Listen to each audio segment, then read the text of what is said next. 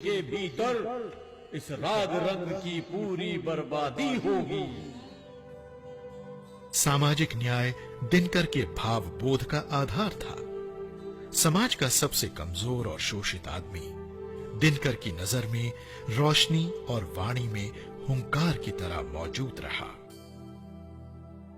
दिनकर की रश्मि रथी उनकी वाणी की उस शक्ति का प्रतीक है जिसने हर तरह की विषमता से डट कर लोहा लिया।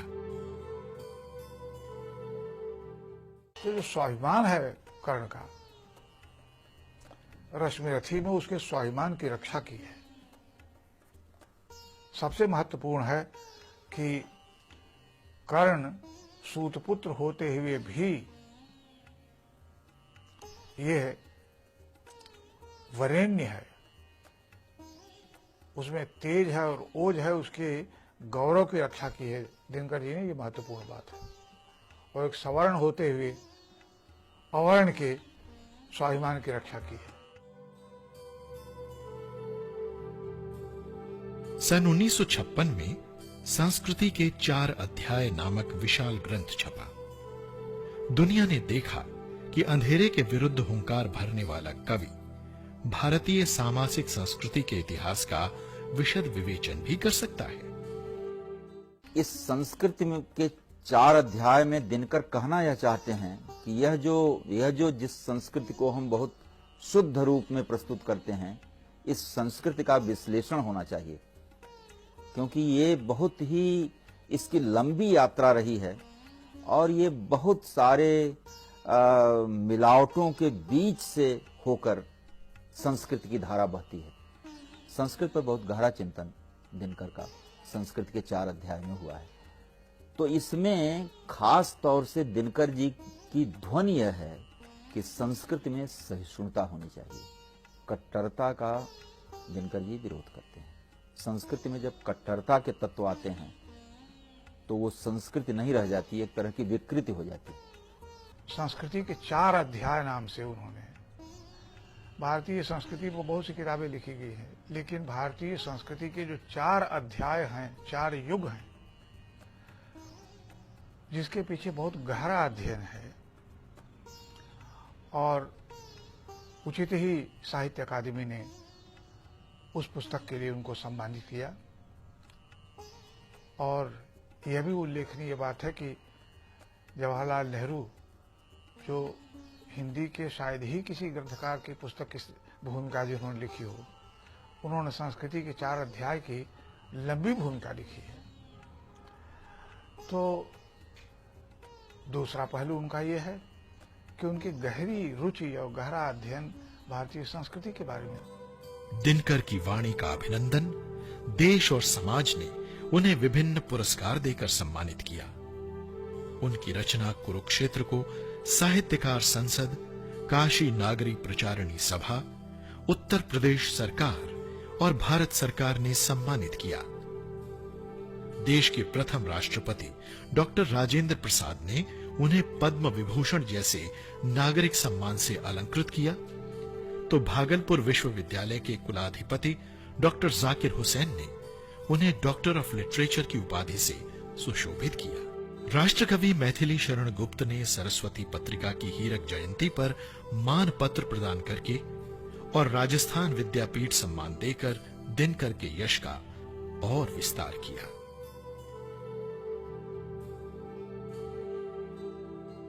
उर्वशी दिनकर की महत्वपूर्ण साहित्यिक कृति, जिसके लिए उन्हें साहित्य के सर्वोच्च पुरस्कार भारतीय ज्ञानपीठ पुरस्कार से सम्मानित किया गया। काम जैसे मनोभाव के महत्व को स्वीकार करने और उसे आध्यात्मिक गरिमा तक पहुंचाने के लिए जिस साहस की जरूरत थी, वो दिनकर में मौजूद था। उर्वशी नामक महाग्रंथ में अर्धनारीश्वर का आशय उन्होंने ऐसे समझाया: जिस पुरुष में नारीत्व नहीं वो अधूरा है, और जिस नारी में पुरुषत्व नहीं वह भी अपूर्ण है।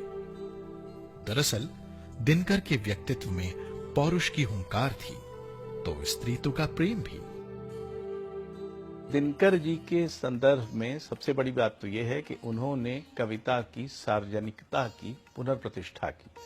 दूसरी बात दिनकर से सीखने की ये है कि किसी एक शैली या किसी एक दृष्टि पर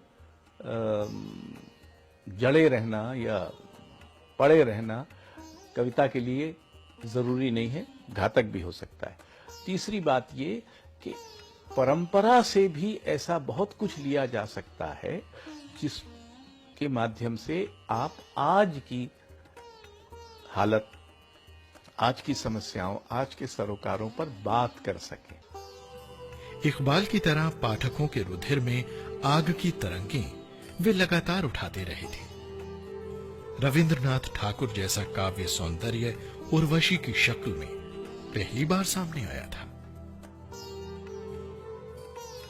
उर्वशी लिखकर दिनकर ने यह साबित कर दिया कि वो हथौड़े से ही नहीं, छेनी और टांकी से भी काम लेना खूब जानते हैं।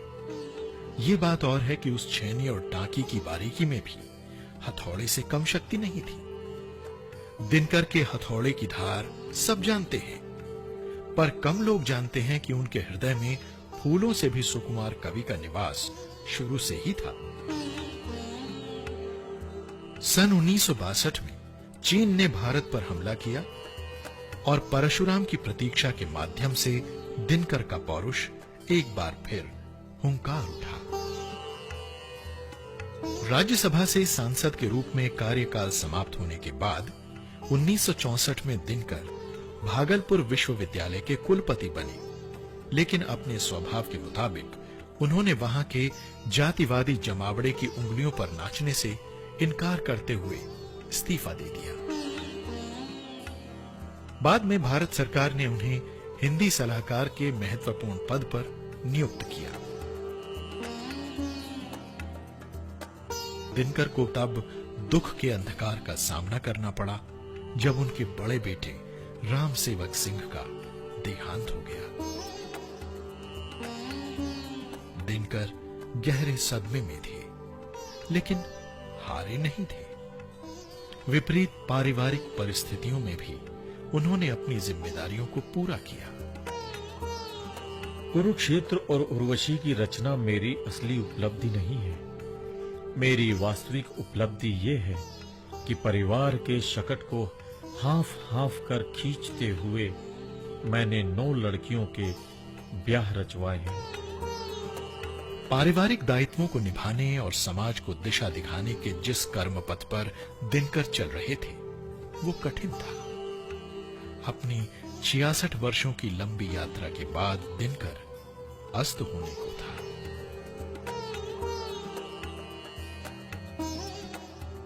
दिनकर एक काव्य गोष्ठी में भाग लेने तिरुपति पहुंचे।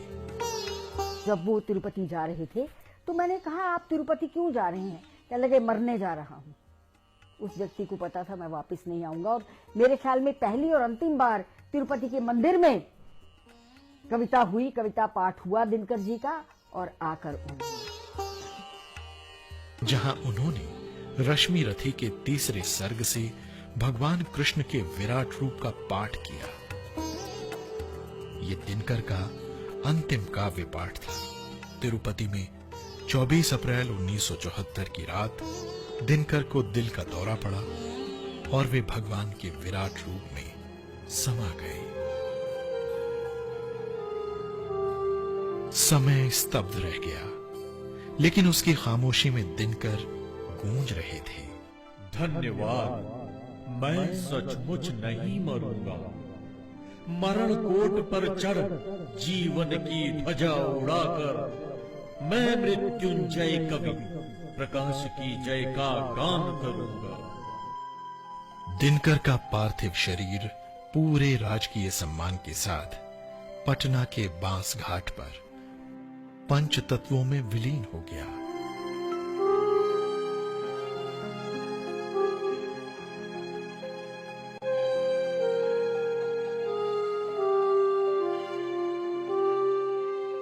किंतु उनकी वाणी अमर रही। जिसका प्रकाश भविष्य को आलोकित करता हो, उसका अंत कैसे हो सकता है? मौत दिनकर को मार नहीं सकती, क्योंकि दिनकर कभी अस्त नहीं होता।